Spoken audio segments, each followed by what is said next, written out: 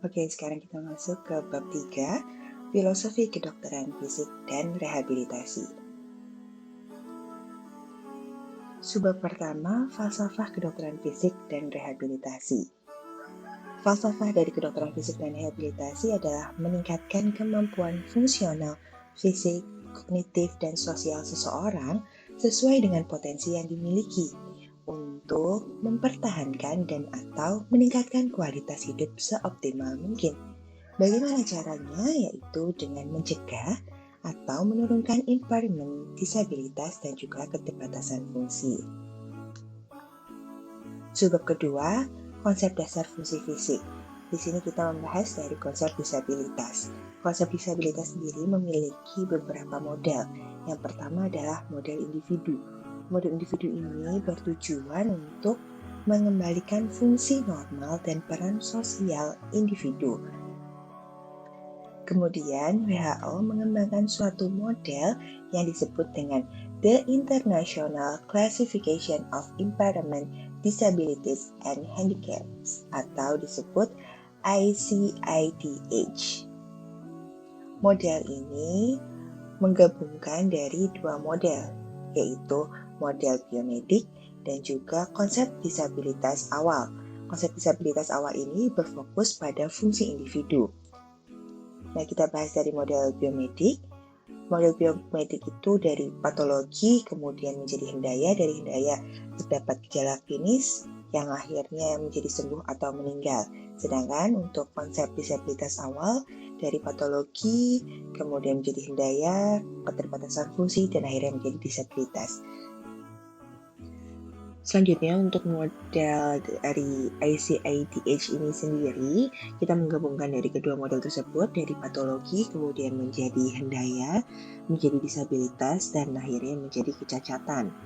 Untuk patologi merupakan perubahan pada struktur atau fungsi tubuh, sedangkan hendaya ini pada tingkat organ, dan disabilitas ini pada tingkat individu, kemudian kecacatan terhadap lingkungan. Jadi interaksi dengan daya adaptasi individu terhadap lingkungannya.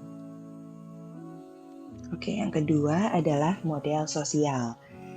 Jadi model sosial ini berfokus pada masalah disabilitas sebagai hambatan dalam lingkungan sosialnya. Hal ini terjadi karena masih ada diskriminasi sosial atau lingkungan, prasangka, dan juga stigma. Bagaimana cara menangani masalah ini? Antara lain dengan pemberdayaan, penentuan nasib sendiri, advokasi, otoritas konsumen, dan juga modifikasi lingkungan. Model selanjutnya yang ketiga adalah model biopsikososial disabilitas. Model ini memperhatikan manusia secara utuh dan juga memperhatikan kemampuan berpartisipasi manusia di masyarakat, tidak hanya bergantung pada fungsi personal, tetapi juga faktor yang mempengaruhi kehidupan dan juga lingkungan tempat tinggal. Yang keempat adalah model integrasi. Model ini disetujui oleh WHO pada Mei 2001 yang disebut International Classification of Functioning, Disability, and Health. Nah, dasar konsep dari ICF adalah model biopsikososial, yaitu fungsi dan disabilitas dipandang berinteraksi dengan faktor kontekstual, lingkungan, dan juga personal. Kita lihat dari kerangka konsep fungsi manusia dan disabilitas berdasarkan ICF. Pertama ada kondisi kesehatan yang berupa kelainan atau penyakit yang akan mempengaruhi aktivitas, kemudian mempengaruhi struktur dan fungsi tubuh, dan juga partisipasi. Selanjutnya di sini dipengaruhi dan mempengaruhi faktor lingkungan dan juga faktor personal. Model ICF ini dibagi menjadi dua bagian. Bagian yang pertama yaitu Functioning and Disability yang mengandung kode untuk fungsi, struktur tubuh, aktivitas, dan juga partisipasi.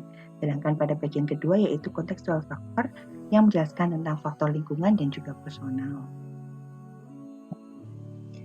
Gangguan fungsi yang terjadi pada tingkat tubuh atau bagian dari tubuh dikategorikan sebagai gangguan fungsi dan struktur tubuh. Sedangkan gangguan fungsi pada keseluruhan individu disebut pembatasan aktivitas. Dan gangguan fungsi pada keseluruhan individu dalam konteks sosial disebut halangan partisipasi. Istilah disabilitas sendiri mengacu pada terjadinya disfungsi pada salah satu atau ketiga hal tersebut, yaitu gangguan pada fungsi atau struktur tubuh, pembatasan aktivitas, atau restriksi partisipasi. Fungsi dan disabilitas merupakan interaksi dari sejumlah faktor, antara lain kondisi kesehatan, karakteristik individu, lingkungan fisik, dan juga sosial.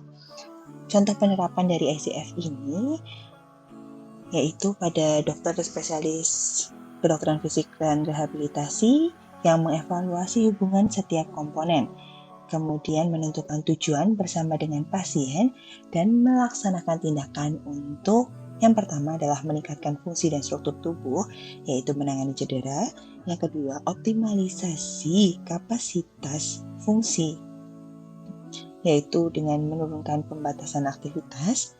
Dan yang ketiga, fasilitasi partisipasi dalam kehidupan sehari-hari atau mengurangi hambatan partisipasi.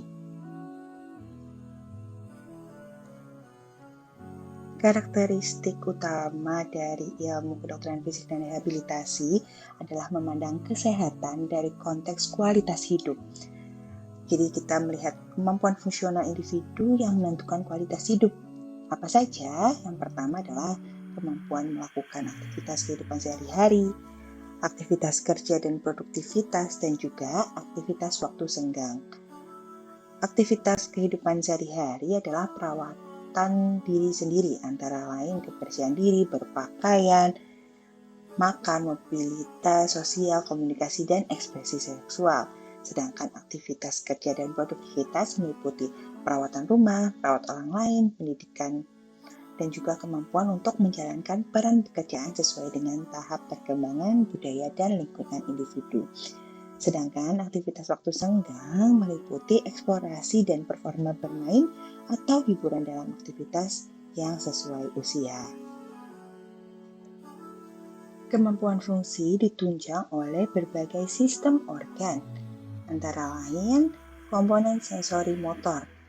Hal ini meliputi fungsi sensorik, motorik, dan juga fungsi neuromuskuloskeletal. Fungsi sensorik sendiri terdiri dari kesadaran, pemrosesan sensorik, dan juga pemrosesan persepsi. Untuk fungsi motor meliputi koordinasi motorik kasar, lintas garis tengah, lateralisasi, integrasi bilateral, kontrol motorik, praksis, dan juga kontrol motorik halus. Untuk fungsi neuromuskuloskeletal meliputi refleks, lingkup gerak sendi, tonus otot, kekuatan otot, ketahanan otot, kontrol postural, dan juga integritas jaringan lunak. Komponen kedua yaitu komponen kognitif yang mengacu pada kemampuan untuk menggunakan fungsi otak yang lebih tinggi. Aspek yang termasuk di dalamnya antara lain respon terhadap rangsang, orientasi, pengenalan subjek, rentang perhatian, inisiasi aktivitas, dan juga penghentian aktivitas, daya ingat, pembuatan urutan, dan lain sebagainya. Untuk komponen psikososial, hal ini meliputi kemampuan emosional dan interaksi sosial. Aspek yang tercakup antara lain ketertarikan, konsep diri, kinerja peran, pembawaan sosial, kemampuan interpersonal, ekspresi diri, kemampuan adaptasi, manajemen waktu, dan juga kendali diri.